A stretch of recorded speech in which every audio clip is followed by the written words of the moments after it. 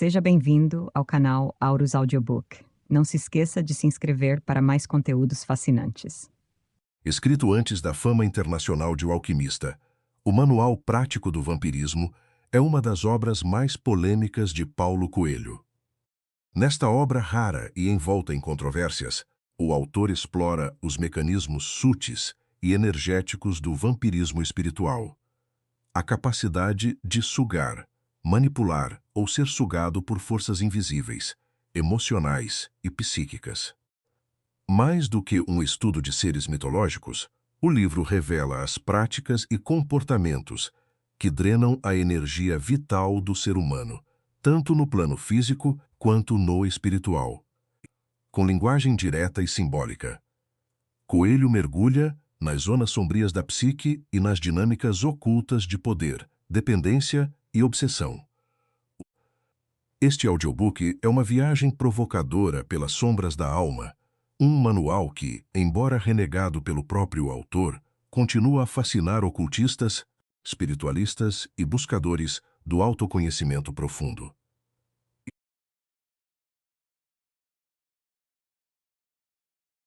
Manual Prático do Vampirismo, segundo a descrição de Flamínio de Luna, o vampiro de Palermo. De como identificar um vampiro numa relação sexual, da presença do vampiro em sonhos e o seu significado, de como suspeitar e reconhecer um vampiro, das diversas formas que pode adotar um vampiro, de como agradar um vampiro, da sedução dos vampiros, de como salvar alguém já em adiantado estado de vampirização, orações e exorcismos para afastar vampiros. Apresentação. Na noite de 5 de maio de 1985, cansados de uma longa escalada ao cume do Pico da Bandeira, eu e Nelsinho resolvemos passar a noite num misterioso hotel situado a alguns quilômetros do abrigo de alpinistas. Nós pretendíamos dormir assim que o jantar acabasse, mas um outro hóspede do hotel mudou nossos planos. Sentando-se em nossa mesa, sem a menor cerimônia, o hóspede, que se apresentou como um finlandês, mas cujo sotaque lembrava alguém dos Balcãs, disse que se chamava Flamínio de Luna, e que tinha lido numa revista uma reportagem sobre meu interesse por vampiros. Afirmou que tinha sido testemunha de um caso de vampirismo com alguém que amava, e por causa disso havia jurado fazer todo o possível para desmascarar o mito, criado pelos próprios vampiros, de que tais criaturas não existem. Durante anos pesquisou suas origens históricas, suas raízes no mundo de hoje, e as fórmulas para identificar e combater um vampiro. Alto, cabelos brancos, vestido com muito mais elegância do que o lugar ermo onde nos encontrávamos permitia, Flamínio a todo momento lamentava a perda de Mata-Um, cuja história vai contada na 5ª parte desse livro, afirmando ter sido este seu único amor nos muitos anos de existência. Durante horas a fio ficamos ouvindo, fascinados, aquilo que nos parecia ser uma grande esquizofrenia, mas uma esquizofrenia inteligente, onde as menores peças faziam sentido. No dia seguinte procurei Flamínio de Luna para conversarmos mais sobre o tema, mas soube que ele havia partido. O caso não teria passado de uma bela história para contarmos aos nossos amigos, quando recebi, 2 semanas mais tarde, o manuscrito de um manual prático do vampirismo. O pacote, entregue pelo correio, não trazia o endereço do remetente. Meses depois, por acaso, encontrei no jornal Corriere della Sera uma notícia surpreendente a respeito de uma série de assassinatos ocorridos em Palermo, na Sicília. As vítimas eram encontradas com a garganta aberta e sem um pingo de sangue. Apesar das autoridades locais atribuírem os crimes a uma vendetta da máfia, grande parte dos habitantes, principalmente os mais velhos, juravam que tudo aquilo era obra de um feiticeiro, nascido em 1815, e do qual não se tinha notícia de haver morrido. Seu nome, Flamínio de Luna.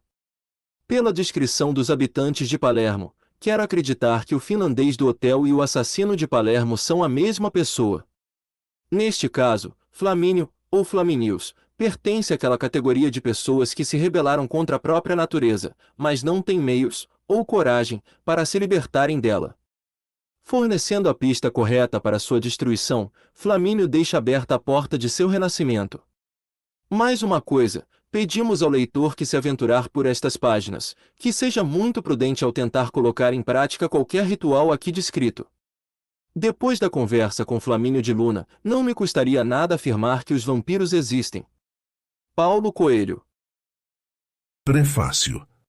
Este livro de Nelson Liano Júnior, em parceria com Paulo Coelho, que há muito vem estudando este obscuro setor do ocultismo que é o vampirismo, é sem dúvida um gratificante exemplo de uma pesquisa séria para além dos umbrais do materialismo que, dominando e envolvendo o mundo contemporâneo, nele propaga culturalmente um certo desleixo para com uma missão mais espiritual dos fatos e da vida. Os autores nos mostram, através da temática que tão bem dominam, quanto o homem contemporâneo necessita libertar-se da prisão das aparências através de uma atitude mental sadia e guerreira, samurai, segundo a qual, por sua vontade, possa desenvolver uma condição mais criativa no mundo, sem deixar-se dominar pelo emocional. Em boa hora chega este livro, tão necessário ao homem moderno, passível de vampirizar-se a si mesmo pelo desânimo diante de uma civilização em que vencer significa dominar seus semelhantes, e a revolta dos oprimidos leva o nome de subversão.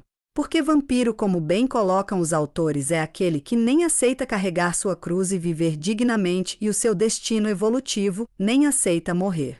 Suspenso em um limbo nem de vida nem de morte, alimenta com a energia do sangue alheio uma elegante aparência de saúde. Assim, com forte vigor cultural e poético, o vampiro nos é apresentado, neste livro, como um ser que, revestido de sua própria solidão, rompe esta lei natural do cosmos, que é a constante troca energética entre as diversas manifestações da vida. Pautada em vários anos de estudos e pesquisas, este livro nos adverte quanto aos benefícios de uma vida sadia, sintonizada segundo um comportamento ético, e é um bem-vindo exemplo de que o, para mitos, insólito enfoque de um estudo ocultista tem uma contribuição prática e filosófica inestimável para a compreensão do cotidiano, e principalmente para uma corajosa atitude de luta em favor dos mais nobres valores da humanidade, numa época em que o progresso científico e tecnológico tem lançado ser humano diante de um tão grande leque de opções em todos os sentidos, determinando, em função de interesses políticos e econômicos, um outro tipo de vampirismo, em que certa confusão mental pode levar a uma indiferença emocional e à descrença, culminando com a atitude de tantas pessoas que há de temer a morte e, portanto, não se engajar na vida, como qualquer vampiro. Neste Manual Prático do Vampirismo, Paulo Coelho, resumindo sua trajetória de estudioso vampirólogo, irmana-se com Jean-Paul Bourri, pesquisador de Vlad Dracul, o Drácula de Bram Stoker, a cuja contribuição acrescenta imparcialidade, a ele nivelando-se em liberdade de pensamento e conhecimento. Eu, Kaandananda, recomendo este livro a todos livre-pensadores, livres para voar e morrer nas alturas, donde, projetando-se com os raios do sol, venham a renascer cada vez mais luminosos. Parabéns ao grande Shogun Paulo Coelho e ao dedicado Nelson Liano Júnior. Kaandananda. Vampiros. Os vampiros são às vezes bons e às vezes maus. E às vezes bons e maus. Os vampiros, segundo alguns, são seres extraterrestres que viajam em discos voadores invisíveis. Segundo outros, os vampiros são antigos seres humanos sábios, espécie de mandaris gurus que obtiveram grandes e eficazes resultados quanto à longevidade, atingindo assim a vida eterna, velha meta dos taoístas e de vários outros magos tanto do Oriente quanto do Ocidente. Ainda sobre os vampiros, eles além de serem tão eternos, e nisto realizam uma das metas fundamentais do marxismo, que segundo Jean-Paul Sartre é a meta da conquista das estrelas e a conquista da morte, são também o pilar pi-freudiano da bissexualidade. Os dois autores desse livro são meus amigos, e portanto somos três vampiros? Ou proto-vampiros que vos escrevem e que declaram em uma nova solidariedade. Vampiros do mundo todo. Univos. Jorge Maltner. Da origem do vampiro.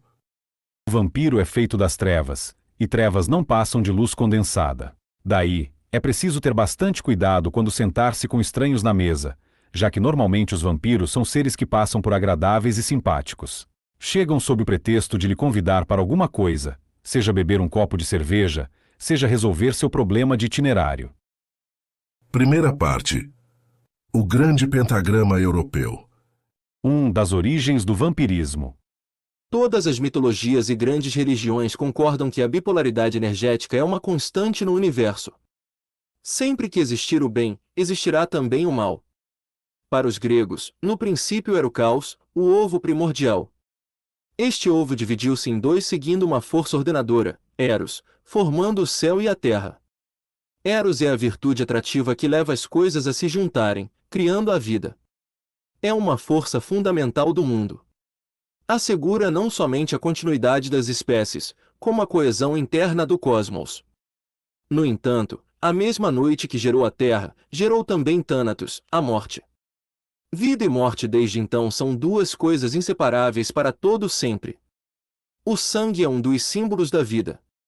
A nossa cultura, que é gerida no aspecto religioso pela força do cristianismo, tem no sangue de Cristo a grande fonte de energia que move a roda de seu destino.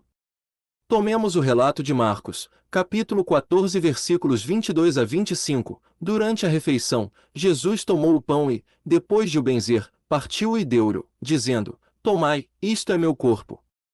Em seguida, tomou o cálice, deu graças e apresentou-lhe, e todos dele beberam. E disse-lhe: Este é o meu sangue, o sangue da aliança que será derramado por muitos. Em verdade vos digo, já não beberei do fruto da videira até aquele dia, em que o beberei de novo no reino de Deus. Judas era um dos que estavam sentados à mesa. Assim como Pedro, que viria a negá-lo mais tarde, com medo da morte. Por quê? Porque a morte é o grande segredo de tudo. Tanto é que a essência da transmutação ensinada por Jesus está exatamente na ressurreição. Mas para ressurgir, é necessário que se morra antes. E na ausência cósmica do Sermão da Montanha está a direção a ser seguida por aqueles que querem tomar a própria cruz e segui-lo. E os vampiros?